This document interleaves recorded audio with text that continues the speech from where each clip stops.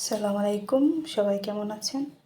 আমি moms gallery থেকে আজকে আপনাদের সাথে শেয়ার করব কিভাবে ফ্রকে ব্লকের কাজ করতে হয়। তো এখানে আমি রেড কালারটা নিয়েছি, গোলাপি আর হলুদ দুইটা মিক্সড করলে কমলার কালারের মতো হয়। তো এখানে আমি কাপড় নিয়েছি হচ্ছে সবুজ কালার, এটা শুধু উপরে পাটটা নিয়েছি। এখন ডাইসের মধ্যে ব্রাশ দিয়ে রং আঁকিয়ে নিচ্ছি।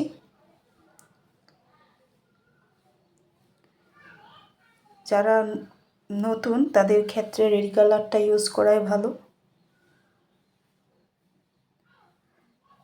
আর যারা নাকি ব্যবসায়িক ক্ষেত্রে কাজ করেন তাদের ক্ষেত্রে রেড কালারটা না ইউজ করাই ভালো, কারণ এই ক্ষেত্রে ব্যয়বহুল হয়ে যায় বেশি।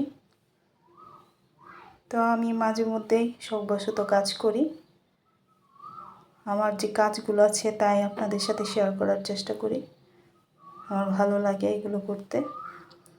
তো এইখানে আমি ডাইসটা দিয়ে চাপ দিয়ে বসিয়ে দিয়েছি রং। তো মোবাইলের জন্য এখানে কালারটা বেশি ভালো আসছে না। এখন দ্বিতীয় ফুলের জন্য আবার রং ডাইসে বসিয়ে নিলাম, এখন রেখে চাপ দিয়ে নিচ্ছি।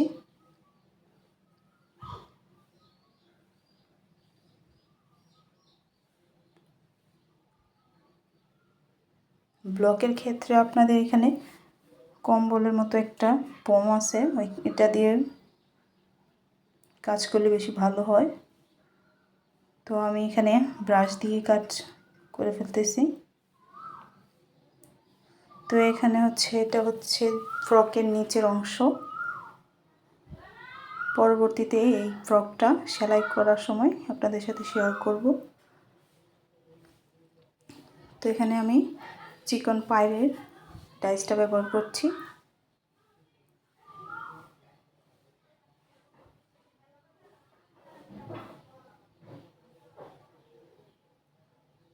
ডাইস সবসময় প্রথমে ভালোভাবে ধুয়ে দেন মুছে নিতে হবে, তেল দিয়ে রাখতে হবে সারা রাত, তাহলে ডাইস নষ্ট হওয়ার সম্ভাবনা থাকে না। তো আমি বর্ডারে লাইনভাবে নিয়ে নিচ্ছি। চিকন পাড়ের ডাইস নিয়েছি।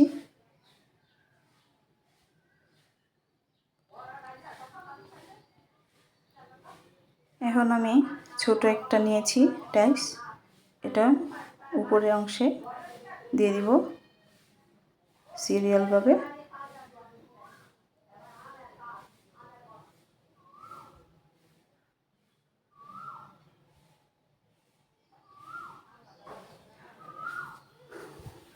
আমার যদি কোনো ভুল হয়ে থাকে তাহলে ক্ষমা দৃষ্টিতে দেখবেন। চেষ্টা করছি আমি যতটুকু জানি তা আপনাদের সাথে শেয়ার করতে।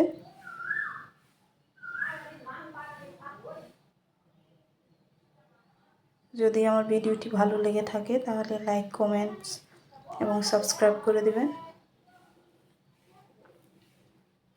এখানে লাইটের রিফ্লেকশনের জন্য ভালো দেখা যাচ্ছে না,